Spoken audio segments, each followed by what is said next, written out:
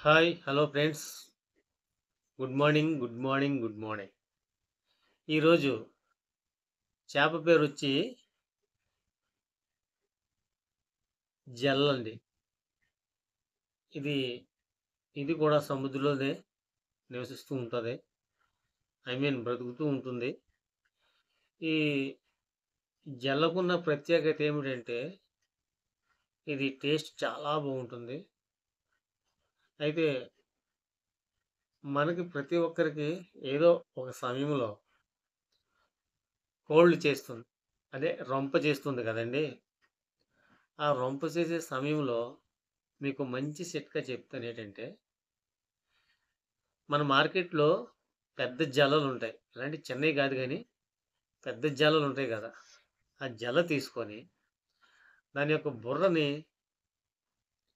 ప్రత్యేకంగా soup, soup తయారు చేసి, ఐ మీన్ బుర్రంతా నలగొడి సూప్ చేయవసరం లేదు.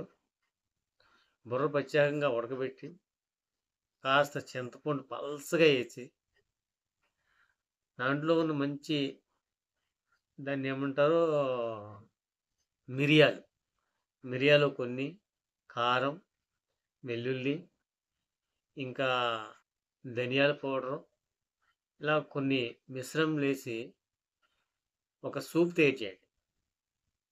ఆ సూపు కొద్ది కొద్దిగా, కొద్ది కొద్దిగా, కొద్ది కొద్దిగా వేడిగా మీరు తీసుకుంటే రొంప తెల్లారేసరికి మటుమాయమైపోద్ది. ఓకేనా ఫ్రెండ్స్? మీకు అర్థమైందనుకుంటాను. సో, ఈ జల్లలో అందరికీ పడవండి. దీర్ఘకాల వ్యాధిగ్రస్తులుంటారు కొంతమంది. వాళ్ళైతే ఈ జల్లకైతే దూరంగా ఉండాలి. సో, మీకు తెలిసిన మీ ఫ్యామిలీ డాక్టర్‌ని సంప్రదించండి. ఓకేనా ఫ్రెండ్స్?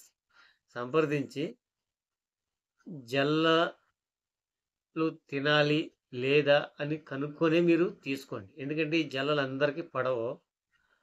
కొంతమందికైతే నడుము నొప్పి, కాళ్ళ నొప్పులు కూడా వచ్చేసే అవకాశాలున్నాయి.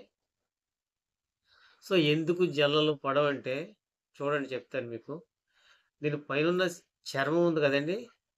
అది కొద్దిగా దళసరిగా ఉంటుందండి.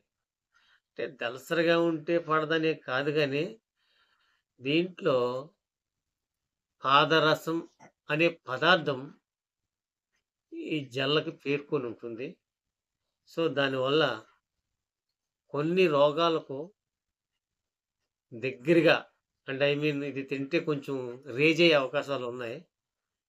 మీరు కొద్దిగా గమనించి జల్లను మీరు తీసుకోకుండా కొంతమందైతేనే తీసుకోకుండా ఉండడమే మంచిది.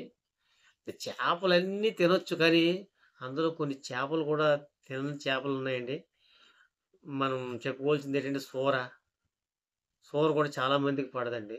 సో, ఆ కేటగిరీలో చెందినదే ఈ జల్ల కూడా. ప్రతి ఒక్కరు తినొచ్చు. కానీ దీర్ఘకాలిక వ్యాధిగ్రస్తులు మాత్రం కొంచెం దూరంగా ఉంటే మంచిదండి. ఓకేనా ఫ్రెండ్స్?